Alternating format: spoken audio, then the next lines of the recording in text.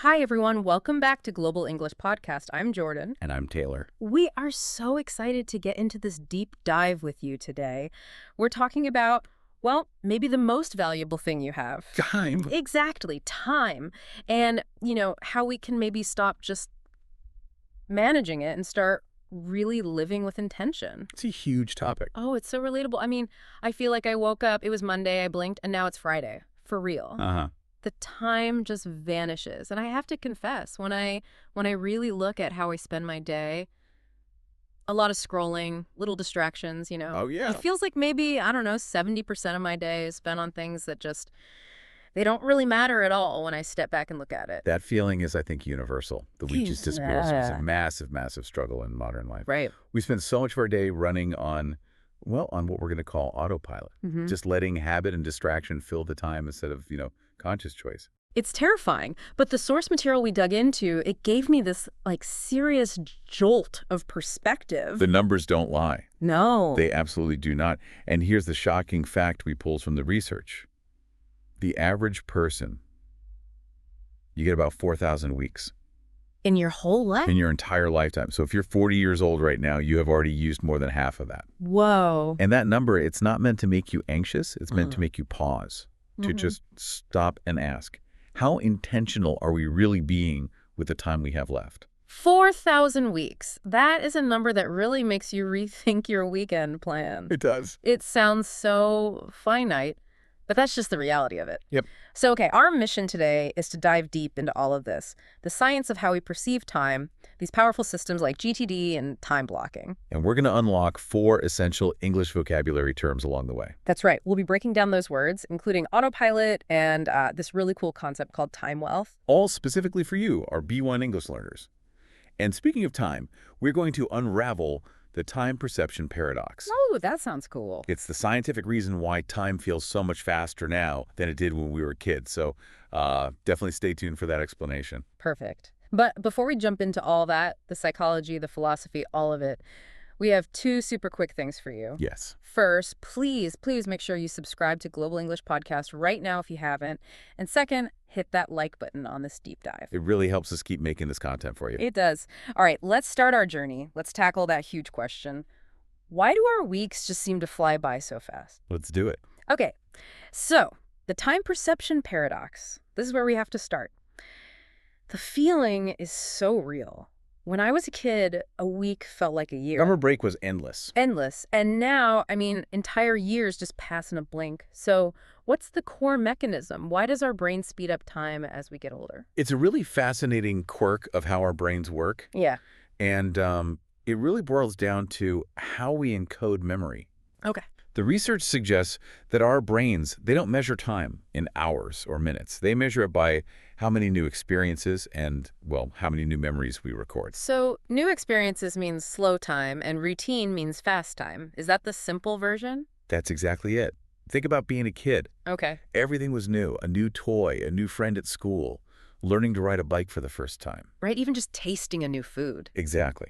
And because of this constant stream of new stuff, the brain's attention system was just, in overdrive. It was paying full, detailed attention. And that high level of engagement makes time feel really expansive and slow. But then we get older, we settle into our routines, same drive to work, same job, same friends, same food. Correct. And routine, it's comfortable, it's efficient, but it is the enemy of time perception. A big enemy. Because when we follow these familiar patterns, the brain just recognizes it. It says, oh, been there, done that, and it stops recording all the little details. So it's like it's using compressed files, just skipping over the boring, predictable parts. That's a great way to put it. This lack of neurological engagement is what makes the days and weeks just blend together. The lack of novelty makes time feel like it's accelerating. That clicks. It totally connects to that analogy the sources used about driving somewhere new. Oh, the driving analogy is perfect because it illustrates exactly what's happening in your brain. Right. When you drive to a new city, your brain is working hard. It's mapping, it's looking for signs, it's paying attention to every turn. All that new information makes the journey feel longer. But once that road becomes my daily commute, then you can drive the whole way on autopilot. You get to your destination and you barely even remember the journey. Why? Because your brain just skipped recording all those tiny, predictable moments. I get the mechanism, but I'm still a little skeptical. I mean, if I break my routine every single day, isn't that just going to create chaos? We're trying to manage time here, not, create more anxiety. That's a really fair point. Mhm. And the goal isn't chaos, it's intentional novelty. Intentional novelty. I like that. We're not talking about quitting your job every week. We're talking about small, calculated changes that just force your brain to wake up and engage again. Like what? Well, the source material had some great actionable advice to stretch your sense of time. Just try a different route to work. Or pick up a totally new hobby, like that story about the salsa class. Oh, yeah, the salsa class. The person said they were terrible at it, but for those 2 hours, they were so focused and present Uh-huh. that the whole day felt longer and more memorable just because of that one new thing. Precisely. You are forcing your brain to create new pathways. Yeah. That effort, that neurological effort, is what slows down your subjective feeling of time. It makes you feel like you have more of it. It's really just an exercise in being present. That's a huge takeaway. Okay, speaking of things that stop our progress, the sources had this really, really stern warning about one particular word, Someday. someday. The illusion of someday. It's genuinely one of the most dangerous words in the English language for productivity. Why? The sources call it the comfy couch of procrastination. It gives you this feeling of comfort, right? You believe you will do the important thing. Just not right now. It's the perfect excuse. I'll write my book someday. I'll learn that language someday. I'll call that friend someday. We're always just waiting for the perfect moment. And that perfect moment, the one where you finally have enough money and enough energy and enough motivation, it just doesn't exist. It never arrives. Never. You're waiting for all the conditions to be perfect, and they never will be. This is where that analogy about the traffic lights comes in. It's so good. You would never wait for all the traffic lights on your route to turn green before you leave the house, right? It's not. That's impossible. You accept that you're going to hit some red lights. Yeah. Just start anyway. And if you wait for perfect conditions in life, you will never, ever start. You'll have no momentum. So the practical step is to just kill that vague, fluffy word someday and replace it with a specific, tiny, definable action. Yes, exactly. If you want to launch a business, your next step isn't launch a business. It's register the domain name. Right. Small. Tiny. Yeah. If you want to learn to paint, it's buy one brush and one tube of paint. You have to focus on these small, definable actions to build momentum and turn someday into right now. Okay, let's circle back for a second to that word we used a few times. Oh. Autopilot. We said routines can make our days blend together because we're on autopilot. Yes. I've heard this term a lot. Planes have it, cars have it. But for our listeners, what does it really mean when we apply it to our daily lives? That is such a critical term for this whole idea of intentional living. No. So when we say a person is on autopilot, it means they're performing a sequence of actions automatically, Just out of habit. purely out of habit. Yeah. There's no conscious thought, no intention, no awareness needed. So your body is moving, the task is maybe getting done, but your mind is just completely checked out. That's it exactly. And the real danger is that when you're operating on autopilot, you are so easily distracted.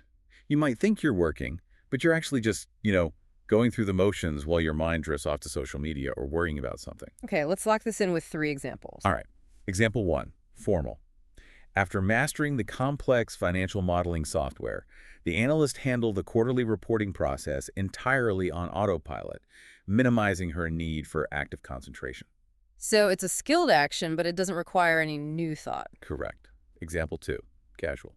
I was so exhausted during my road trip that I drove the last 50 miles on autopilot. When I stopped, I barely remembered passing any of the towns. That's the super common everyday use, just the total lack of memory of the routine. Yep. And example 3, funny. I tried to assemble my new furniture on autopilot while listening to a history lecture, and that is why my bookcase is upside down and missing a shelf. Okay, that funny example is me. Like every single weekend, let's try a quick role play to hear it in a conversation. I'm ready. Ugh, I just finished that entire bag of chips. The whole thing. And I have no idea how. What do you mean? I was just watching a video, and then I looked down, and the bag was empty. Where did the chips go? Where did the last 10 minutes go? Oh, that is classic autopilot behavior. You weren't present, you weren't being intentional about eating or watching the video, I guess not. and when you switch to that automatic mode, you miss the enjoyment of the moment, and you often overdo things, like eating a whole bag of chips. You're totally right. I need to be more mindful. I need to stop operating on autopilot during my meals. Perfect. And for our listeners, just notice the common phrases that go with this idea, the collocations. We often say to switch to autopilot or operating on autopilot, and also being stuck in autopilot mode. Got it. Recognizing when you're in that mode is the very first step to getting your time back. So once we snap out of autopilot, we have to decide what to do with our attention. Right, which leads us directly to prioritization. And the sources introduced this really deep, kind of intense tool for that, The deathbed test. the deathbed test. I found this part so powerful. What's the basic idea behind it? It's a ruthless prioritization tool. The idea is you have to imagine yourself, decades from now. You're 90 years old looking back on your life. Okay. And the question you have to answer is this.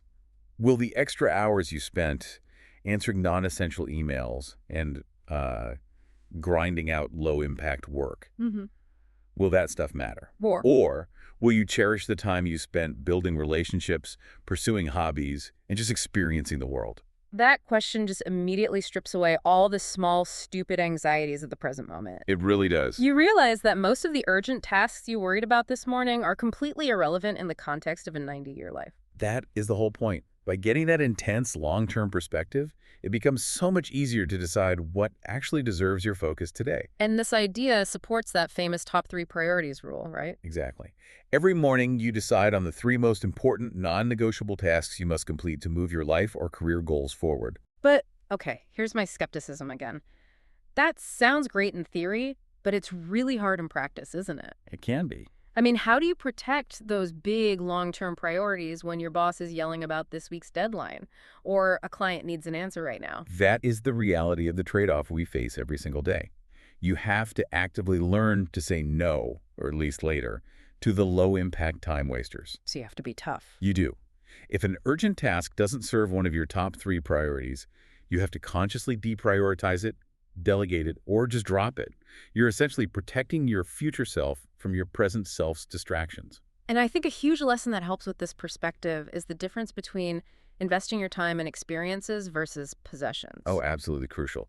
The source material really emphasizes this. We should invest our time in experiences, like a road trip, learning a new recipe, going to a concert, because they create memories and stories. They become part of who you are. Right. And the psychological research totally backs this up. When you buy an expensive gadget or a designer bag, that initial excitement, that newness high, it fades really fast. Sometimes in just a few weeks, right? Yeah. The possession just becomes background noise. It collects dust. But you can still vividly remember that difficult hike you took or that hilarious trip with your friends from 2 years ago. The value of the experience sticks with you. The value of the possession just fades away. And this brings us to that core financial analogy, time versus money. Yes. We are so protective of our cash. We track our expenses. We would never just throw a $100 bill in the trash. Of course not. But we are shockingly willing to just waste hours and hours on things that don't matter at all. It's completely illogical when you think about it.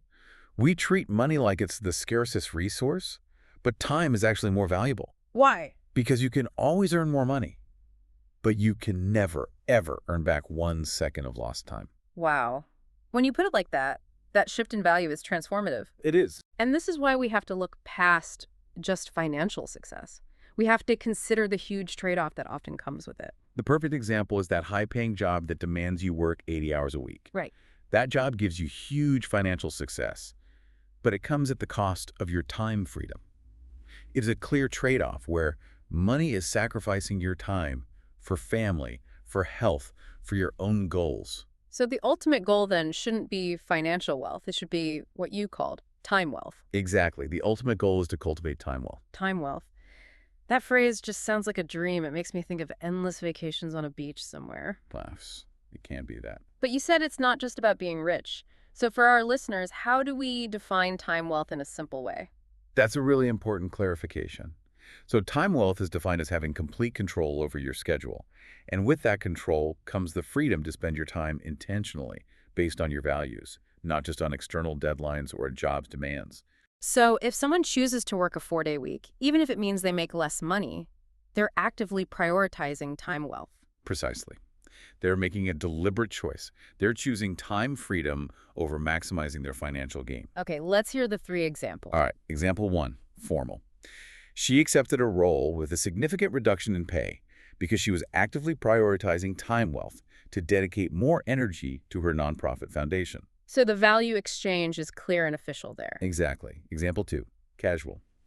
Since my boss gave me the option to set my own meeting schedule, I feel I have so much more time wealth to enjoy my mornings and get my exercise in. So even just flexibility can create time wealth. It's a huge part of it. And finally, example 3. Funny. My neighbor won the lottery and quit his job, but now he spends all day worrying about the stock market. I still have more time wealth than he does because I'm relaxed. I love that. The idea that control is the real currency, not just money. Let's try a quick scenario role play. Go for it. Hey, my company has this massive new project. It would mean working like 70 hours a week for 6 months, but the bonus would pay off your car. Are you in? Wow. That is incredibly tempting money. But I'm going to have to decline. Really? Yeah. I've realized that my mental health really requires a strong personal boundary. I'm protecting my time wealth right now. I've intentionally blocked off time to pursue my painting hobby. And for me, that personal development is just non-negotiable. Wow. I really admire that commitment to your personal time. You've achieved true time wealth. Thank you. And for our listeners, the collocations to listen for here are things like to create time wealth, financial success and time wealth, and having control over one's schedule. It's all about having sovereignty over your own life. That is the perfect transition. Because to get that kind of control, to achieve time wealth, we need some kind of structure. We do. But before we get to the scheduling tools, let's just quickly talk about the biggest mental roadblock there is: multitasking. Ah, the great myth of efficiency. It feels like you're getting more done. It feels like it, but it's been scientifically proven to be wildly inefficient. You're not actually doing two things at once. You're just rapidly switching between two tasks, which drains your brain power. The burnt pasta example from the source is so accurate. You're trying to cook, answer an email, and watch TV at the same time. And what's the result? A mess. Usually burnt food, a half-written email with typos because your focus is just completely fragmented. So we need to master single tasking. Just focusing on one thing at a time. It makes everything easier, more enjoyable, and you make fewer mistakes. Yes. And this is a foundational mindset for David Allen's incredibly influential system, Getting Things Done, or GTD. GTD, I've heard so much about this. It's been around for a while, right? It has. First published back in 2001, and it's one of the most comprehensive organizational methods out there. So what's the main goal of GTD? Is it just about having a clean desk? No. The core goal is actually about mental clarity and stress reduction, not just about speed. Allen's key insight is that there is an inverse relationship between things on your mind and those things actually getting done. Wait, say that again? An inverse relationship? Yes. The more a task is stuck in your head, the less likely you are to actually complete it. Your mind just keeps reminding you of it, which wastes energy, guarantees stress, and usually just leads to procrastination. Okay, that makes sense. My brain is great at having ideas, but it's terrible at remembering a to-do list. It's just this constant program running in the background. Don't forget the dry cleaning. Don't forget to call your sister. Don't forget that deadline. Exactly. That continuous internal loop is draining your energy. So the GTD solution is radical, but it's also really simple. Get all of that stuff out of your mind and into a trusted external system. So you're freeing up your mental RAM. You are. So you can focus only on the task right in front of you without any of those other distractions. And this leads to that famous analogy that's so central to GTD, the idea of having a mind like water. Yes, we have to spend a minute on this. It's so important. Allen describes a mind like water as a state where your mind is ready to respond to anything that comes its way, but it immediately returns to being still and calm. What does that look like in practice? Well, imagine throwing a tiny pebble into a perfectly still pool of water. The water responds appropriately, right? A small ripple. And then it immediately settles down again. Okay. Now imagine throwing a giant boulder into that same water. It responds appropriately, a huge splash, but it still settles down quickly. Ah, I see. Most of our minds, when we're stressed, we react to the tiny pebble like a small email request with the panic of a giant boulder. You overreact. We overreact because our minds are already so cluttered and chaotic. Precisely. If your mind is already running all those open loops, even a tiny new thing causes this huge, overwhelming reaction. GTD is about training your mind to respond to every input appropriately and then return to calm. That's true mental clarity. That's a deep concept. So how does the system actually work? It sounds like you need a ton of complicated tools. Not at all. You need simple things. An inbox, it can be physical or digital. A trash can, a filing system for reference material, a calendar, and a few task lists. That's it. And the workflow has 5 stages. Yes, the revised 2015 version has 5 clear stages: capture, clarify, organize, reflect, and engage. Capture is the first one. That's where you just empty your brain. Everything, every single thing that has your attention, emails, ideas, tasks, reminders on scraps of paper, it all goes into one central inbox. It's a brain dump. Now, here is where most people go wrong, isn't it? They just leave all the stuff in the inbox. That's the critical mistake. Yeah. Do not use the inbox as a to-do list. The second step is clarify. You take each item from the inbox one by one and you process it. You ask questions about it. Yes. Is this actionable? What's the desired outcome? And most importantly, what is the single next physical action I need to take? And if it's not actionable, if it's just like an interesting article to read later, I just file it away. If it's trash, I throw it out. Correct. But if it is actionable, then we hit the most famous productivity rule in the entire system. The 2-minute rule. The 2-minute rule. Remind our listeners what that is. It's simple. If the next action takes less than 2 minutes to do, you do it immediately. Right now. Right now. Because it actually takes less time and energy to just do the task than it would to organize it, track it, and look at it again later. This is the key to killing all those tiny, annoying tasks that clutter up your mind. And if the task takes longer than 2 minutes, then you clarify the next action and you move to the organize stage, putting it on the right list or on your calendar. Right. The whole process forces you to stop procrastinating and start defining. And that stuff that's stressing us out before we clarify it, that undefined, incomplete thing that keeps nagging us in our head, Alan has a perfect name for those stress points. He does. He calls them open loops. That's the term. That term, open loops, it sounds really technical, like something from computer programming. What exactly is an open loop in the context of our daily stress? That's a great analogy. An open loop is a GTD term for any task or project or commitment that is taking up mental space because it's stalled, or it has an unclear outcome, or, and this is the most important part, it lacks a defined next action. So they're basically incomplete commitments that just drain your energy by constantly popping up in your head? Exactly. And the stress isn't caused by how big the project is. The stress is caused by the fact that you haven't decided what to do next. Wow. The moment you define the next physical action, even if it's just call the office, the loop starts to close, and the stress goes down dramatically because your brain can finally trust your external system to remember the step. Okay, let's get concrete with 3 examples. All right. Example 1, formal.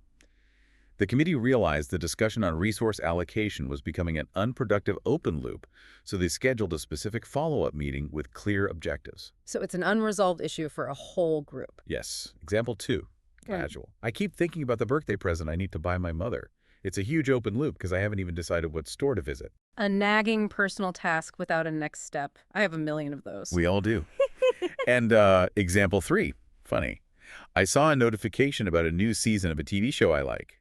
Now my brain is running an open loop about whether I should binge watch it tonight or tomorrow, and it's disrupting my sleep. That funny one perfectly describes me trying to relax. Let's do a quick scenario role play. I'll be totally stressed out. I'm ready. You look stressed. What's on your mind? I have to get ready for this job interview next week. I need to prepare my portfolio and buy a new suit and research the company and then write a thank you note afterward. It's just overwhelming. Whoa, stop. You have 5 huge open loops running in your head at the same time. Let's just identify the smallest single next physical action you can take right now. Do you need to open the portfolio file on your computer, or do you need to search online for a suit store? What's the very next step? Okay, the single next action is to open the document on my computer and just list my top 3 achievements. Excellent. Now you have a defined next action. The stress is manageable. You can immediately begin the process of closing that open loop. That feels so much better. And for our listeners, the key collocations here are to close an open loop, running an open loop, and identifying stressors. The magic is all in the clarity of that next physical step. Okay, so we've cleared our minds with GTD, we've defined our next actions, we've closed our open loops. Now we need to actually structure our time. Right. This is the practical implementation part. And like we said, the absolute foundation of all of this is measurement. You cannot manage your time if you don't know where it's going. You have to start with a time log. You have to. I think everyone should try this just for 1 week. Keeping a detailed time log tracking every 30 minutes of your day is so revealing. It really is. Most people seriously overestimate how much time they spend on real work, and they massively underestimate how much time they spend on distractions. Phantom email checking. Phantom email checking, social media scrolling, it's the essential first step. It shows you your patterns. You can often find an extra hour a day just by cutting out the biggest time wasters. It's just like tracking your expenses to find where your money is going. And once we know our patterns, we can apply a structured system, like time blocking. Yes. Time blocking or time chunking is a method where you divide your day into specific, defined blocks of time for specific tasks. You're literally merging your to-do list with your calendar. And this isn't a new idea, right? We mentioned Benjamin Franklin earlier. Not at all. He meticulously blocked out his hours for deep work, for study, for rest. And the benefit is huge. It forces you to single task, and it completely eliminates decision fatigue. What do you mean decision fatigue? Well, you don't have to waste mental energy deciding what to work on next. You just look at your calendar and follow the schedule. And the productivity gains from this are, like, really well documented. Oh, very much so. Cal Newport, who's a huge advocate for this, he argues that a structured 40-hour time-blocked week can produce the same amount of high-quality output as a 60-plus hour unstructured week. Wow. Why? Because that time block creates a very clear boundary for the task. It promotes intense focus. And it also reduces stress by making you schedule your breaks. That's a huge part of it. If I know I have a block for deep work and then I have a block scheduled just for lunch or for rest, I don't feel guilty when I step away from my desk. That scheduled downtime is absolutely crucial for preventing burnout. Now, let's talk about a slightly different method, time boxing. Okay, so how is time boxing different from time blocking? They sound really similar. They do, but there's a key difference. Time blocking assigns a task to a time slot. Time boxing allocates a maximum fixed unit of time, a time box to an activity. Okay. And the real distinction is in constraint management. It's used a lot in project management, like Agile.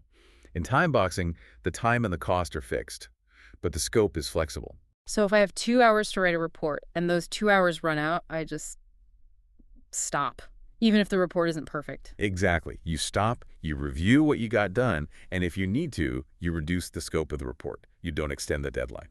Ah, so it prevents that endless perfectionism. It does. It guarantees that you meet the schedule. It's a very powerful constraint. Okay, let's move to that famous short interval method, the Pomodoro technique. Developed by Francesco Cirillo. It uses these fixed intervals to train your focus.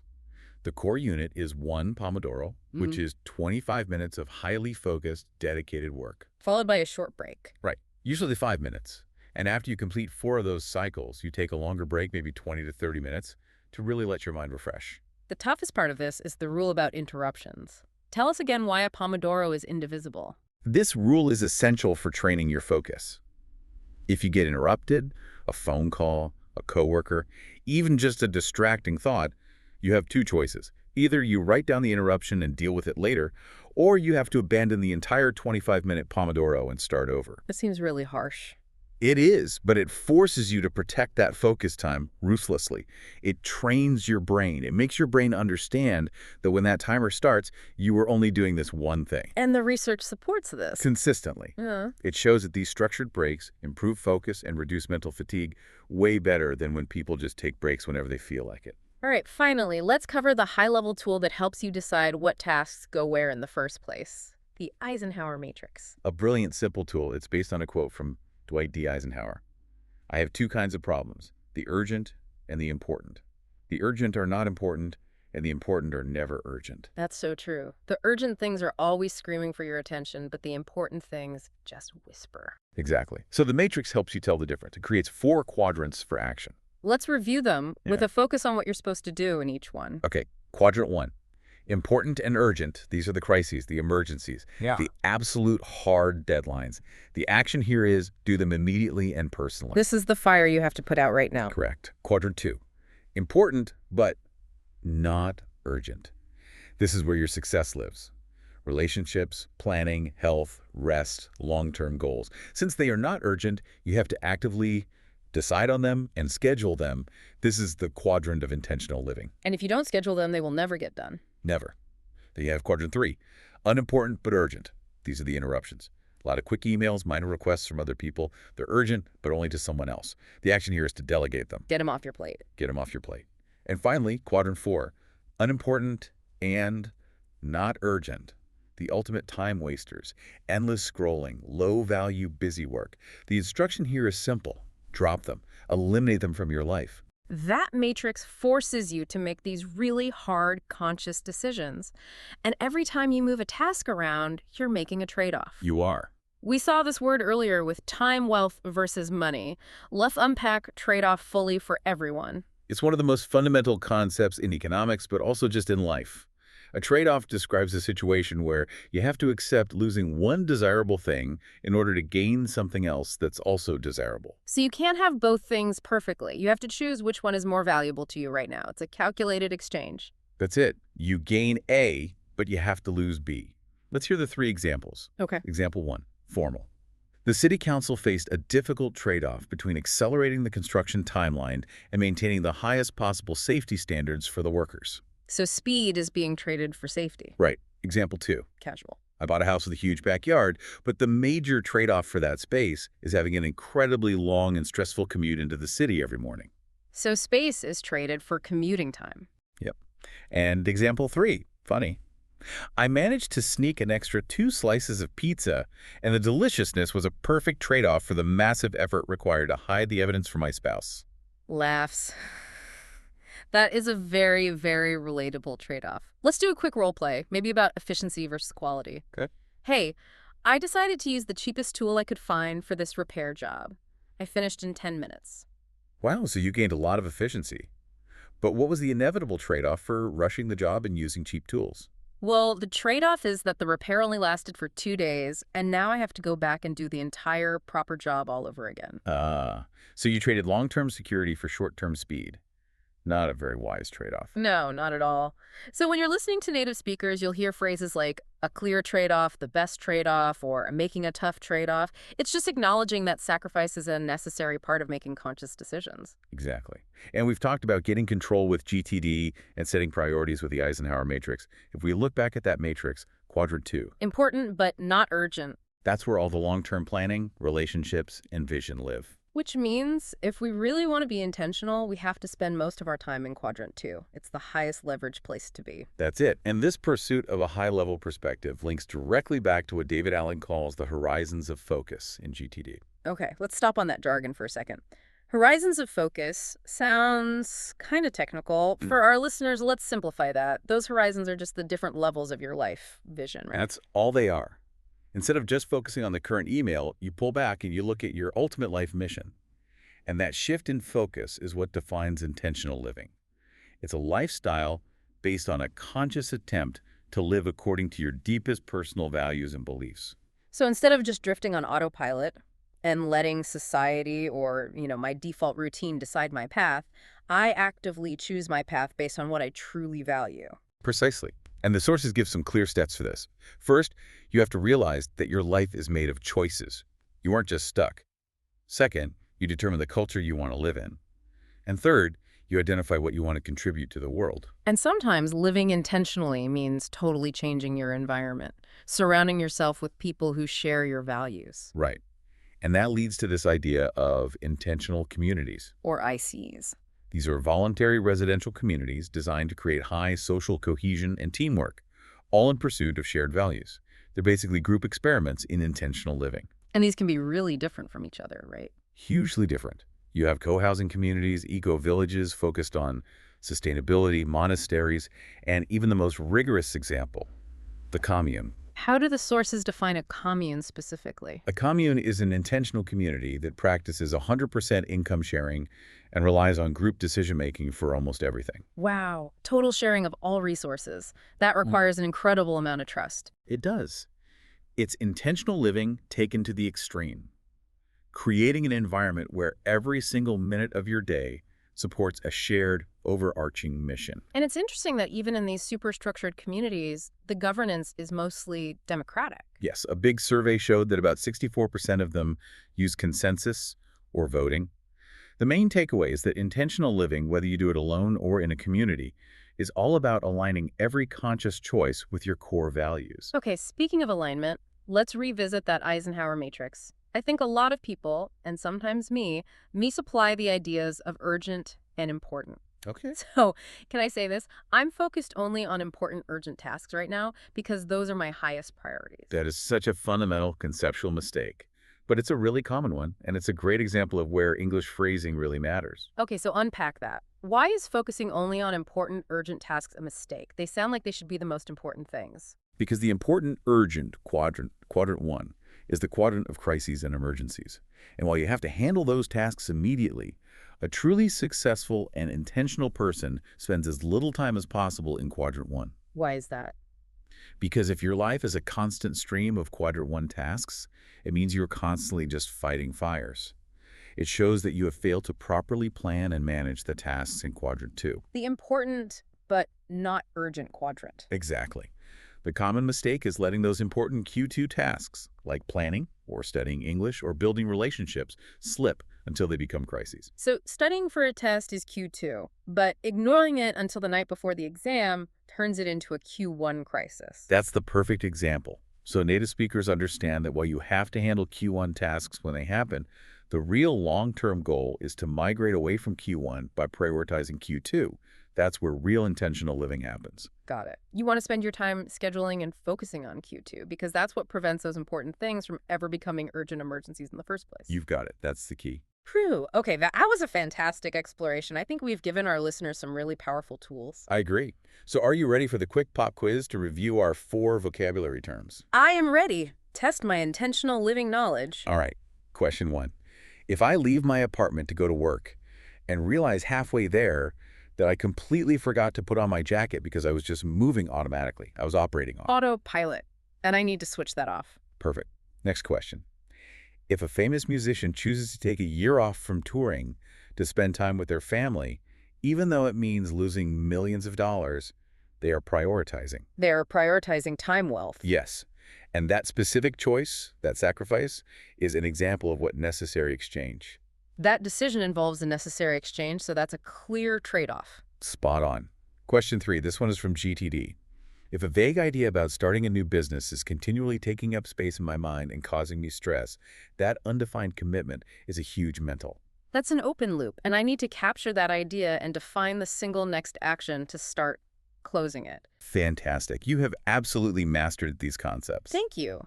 I feel much more informed. I'm ready to put some of these ideas into practice and reclaim my time. That's the whole goal.